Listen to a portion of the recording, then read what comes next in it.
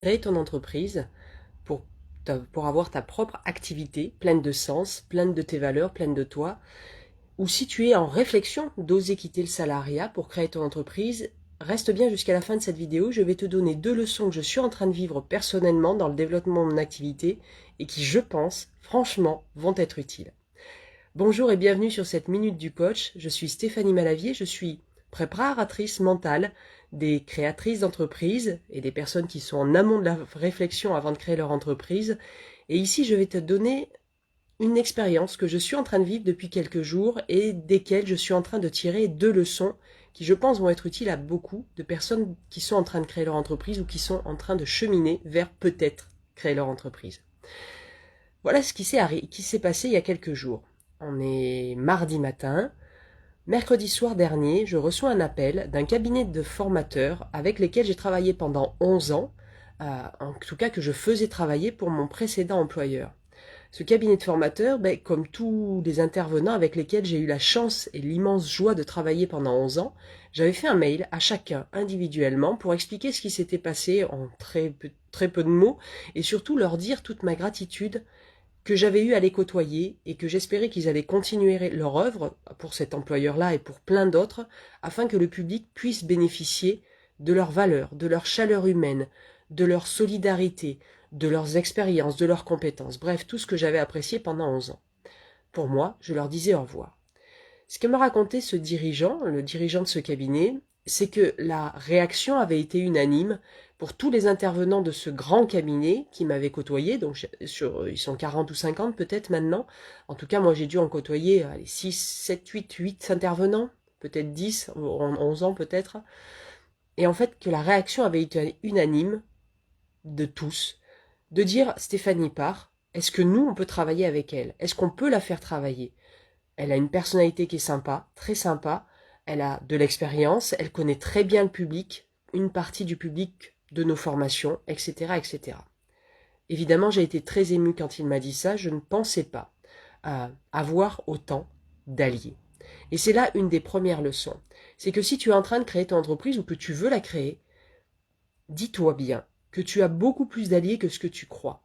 Depuis que tu existes, depuis que tu es né, tu as côtoyé un certain nombre de personnes. Alors peut-être que tu as gardé des relations avec tous ces gens-là depuis l'enfance, l'adolescence, etc.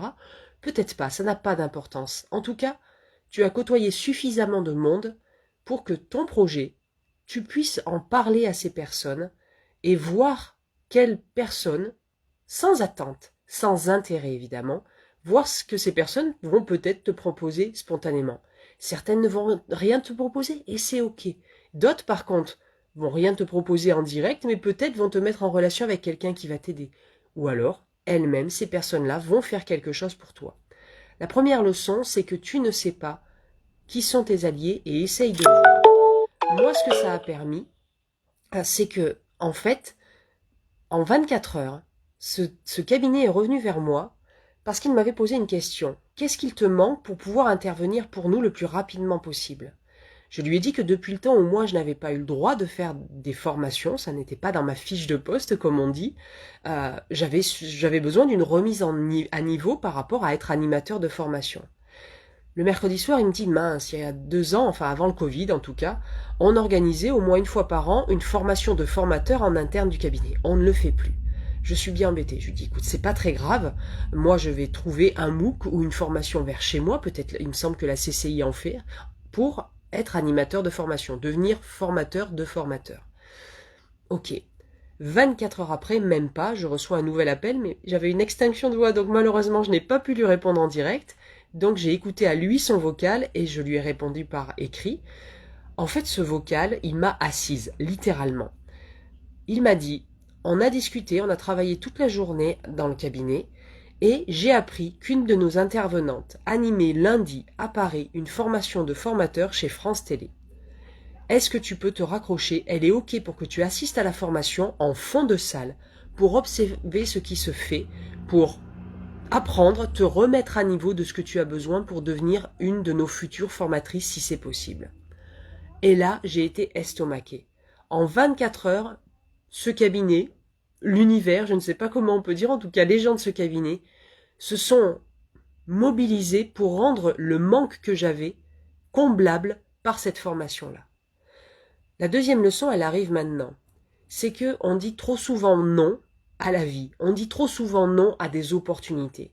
Là, me mettre en ordre de marche familialement, personnellement, logistiquement, pour être à Paris lundi alors que je suis à 3h30 de route, que je n'ai pas d'hébergement. Alors j'ai des amis mais j'étais malade, je ne voulais pas les contaminer.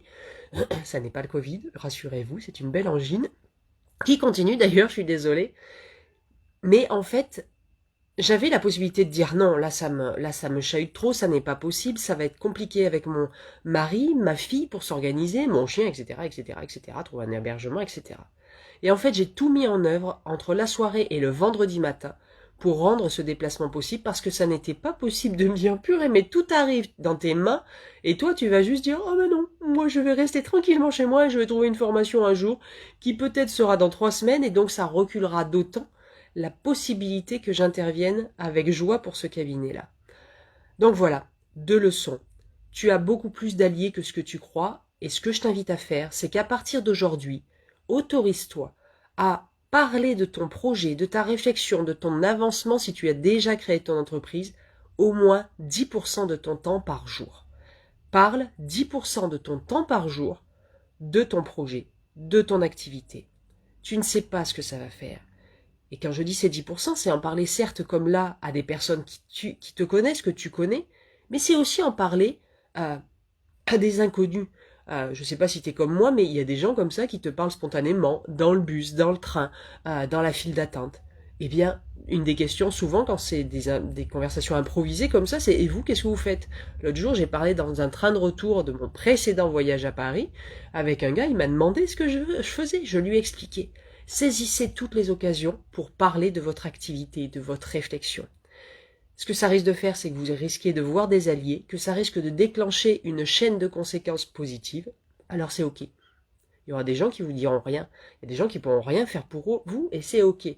Et une chose aussi, il y a des personnes qui vont vouloir vous démotiver. Ah mais non, t'as vu, c'est la crise, il y a la guerre en Ukraine, on ne sait pas ce que ça va faire, il y a la flambée des prix, t'auras pas de clients, etc. Ça, je vous demande de ne pas le récolter. Ce sont leurs peurs, ce sont leurs croyances, ce sont qui elles sont, ça n'est pas vous. Vous, prenez ce qui tilte les gens qui vous disent oh, « Mais oui Nathalie, cette activité, mais c'est juste toi, moi je serai une de tes premières clientes. » Ou alors « Bah oui Frédéric, c'est ça qu'il faut faire. Et tu sais quoi, dans mon réseau j'ai quelqu'un qui peut t'aider. » Et c'est ça que vous devez chercher. Alors pas chercher de manière intentionnelle. Parler et voir ce qui arrive. La deuxième leçon, autorisez-vous à dire oui le plus souvent possible à la vie. Alors pas aux choses, aux propositions indécentes et compagnie. Oui à ce que la vie met dans vos mains et qui semble aller dans votre sens.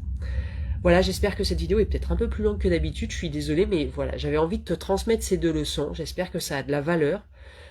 Pense à liker, à commenter, à partager cette vidéo, à me poser tes questions, que ce soit sous la vidéo ou en message privé comme un certain nombre d'entre vous, j'y répondrai avec plaisir.